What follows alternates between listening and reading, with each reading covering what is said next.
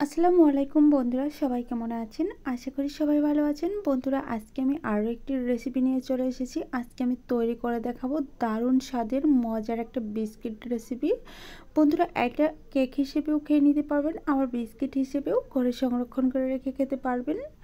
তবে এটা অল টাইমই ভালো থাকবে। আপনারা 1 থেকে 1.5 মাস ঘরে সংরক্ষণ করে রেখে খেতে পারবেন, এমনই একটি বিস্কিট রেসিপি নিয়ে চলে এসেছি। চলুন বন্ধুরা, কথায় না বাড়িয়ে আমি মূল রেসিপিতে চলে যাচ্ছি। তার আগে বলছি, প্লিজ বন্ধুরা, ভিডিওটি দেখার শুরুতে একটা লাইক দিয়ে সম্পূর্ণ ভিডিওটি দেখার চেষ্টা করবেন। ভালো লাগলে চ্যানেলটি সাবস্ক্রাইব করে রাখবেন।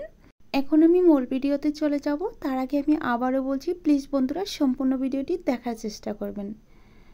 আজকের রেসিপি তৈরি করার জন্য প্রথমে একটা মিক্সিং বোল নিয়েছি আর নিয়েছি একটি মাত্র ডিম। বন্ধুরা, আজকে বেশি কিছু উপকরণ দিয়ে আজকের আমি কেকগুলো বানাবো না, অল্প উপকরণ দিয়ে বানিয়ে নিব। সুন্দর একটা কালারের জন্য আমি এখানে ইয়েলো কালার দিয়ে দিচ্ছি। তারপর সামান্য পরিমাণে বেকিং সোডা দিয়ে দিচ্ছি। তার সাথে টেবিল চামচের 4 ভাগের 1 ভাগ বেকিং পাউডার দিয়ে দিচ্ছি। বন্ধুরা, এটা যদি একটাও হাতের কাছে না থাকে তাহলে কিন্তু হবে না, যে কোনো একটা দিয়ে দিতে হবে। তারপর দিয়ে দিচ্ছি স্বাদ মতো চিনি। এখন আমি একটা কাঁটা চামচের সাহায্যে আলতো হাতে একটু মিশিয়ে নিব। বন্ধুরা, এটা চিনিটা গলিয়ে ফেলার কোনো প্রয়োজন নেই। চিনি দানা দানা থাকলেও সমস্যা হবে না। আজকের রেসিপিটি এমনই হতে চলেছে যে চিনি গলানোর কোনো প্রয়োজন পড়ছে না। তো দেখেন বন্ধুরা, আমি 2 মিনিটের মতো একটু নাড়িয়ে চাড়িয়ে নিচ্ছি। তারপর দিয়ে দিচ্ছি 1 কাপের কম একটু আটা। বন্ধুরা, আপনারা ময়দা দিয়েও এই রেসিপিটি তৈরি করে নিতে পারেন, তবে আটা দিয়ে আমি তৈরি করে নিচ্ছি, কারণ আটাটা সবার হাতে কাছেই পাওয়া যায়, তার জন্য আমি আটা দিয়ে দিচ্ছি। তো এখন একটা কাঁটা চামচের সাহায্যে এভাবে করে ভালোভাবে নেড়ে চেড়ে একটু মিশিয়ে নিচ্ছি। যখন কিছুক্ষণ মেশানো হয়ে যাবে তখন আমি এই চামচটা তুলে নিচ্ছি। তারপর হাতের সাহায্যে বাকি কাজটুকু করে নিচ্ছি। বন্ধুরা, এটা ভালোভাবে মেশানোর কোনো দরকার নেই। একটু দানা দানা বা এবড়ো থেবড়ো থাকলেও কোনো রকম সমস্যা হবে না। দেখেন বন্ধুরা, আমি কিভাবে মিশিয়ে নিচ্ছি। এভাবে করে দেখেন আমি কোন পর্যায়ে পর্যন্ত মিশিয়ে নিই, একটু দেখে বুঝে নেওয়ার চেষ্টা করবেন। আর অবশ্যই এই ডোটা একটু টাইট রাখার চেষ্টা করবেন, এতে করে পিঠাগুলো বা কেকগুলো অনেকটাই সুন্দর হয়ে যাবে। বন্ধুরা, আমি এভাবে করে তৈরি করে নিয়েছি ডোটা। এখন আমি অল্প অল্প করে ডো নিয়ে সুন্দর সুন্দর কেক বানিয়ে নিচ্ছি। দেখেন ছোট ছোট কেক বানিয়ে নিচ্ছি, এভাবে করে বানিয়ে নিতে হবে। বন্ধুরা, এখানে আমি একটা ডিজাইন দিয়ে দিচ্ছিলাম, সেটা স্কিপ হয়ে গিয়েছে। আমি একটু চামচ দিয়ে একটু ছিদ্র করে দিব, সেটা হয়তো স্কিপ হয়ে গিয়েছে।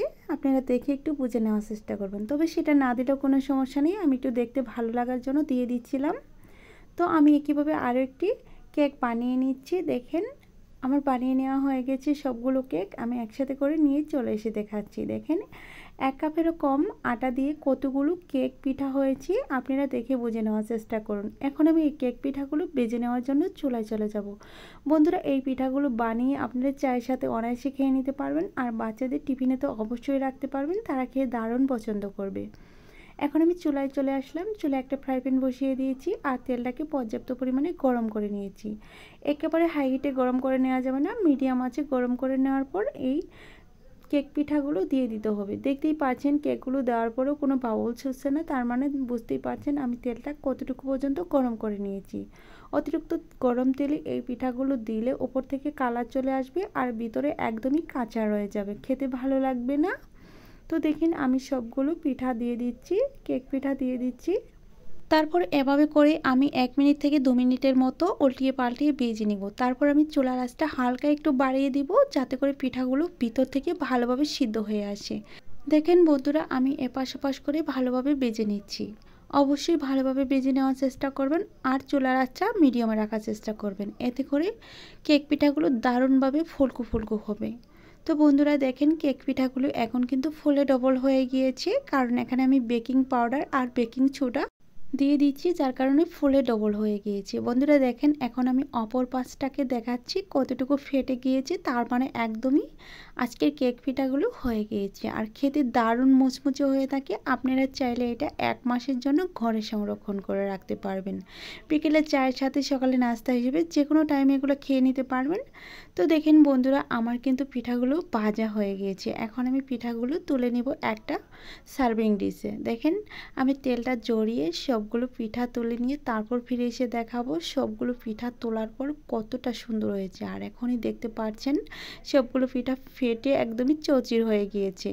তো বন্ধুরা দেখেন অবশেষে আমি সবগুলো পিঠা একসাথে করে নিয়ে চলে এসেছি। আর কতটা সুন্দর লাগছে একটু দেখে বুঝে নেওয়ার চেষ্টা করবেন।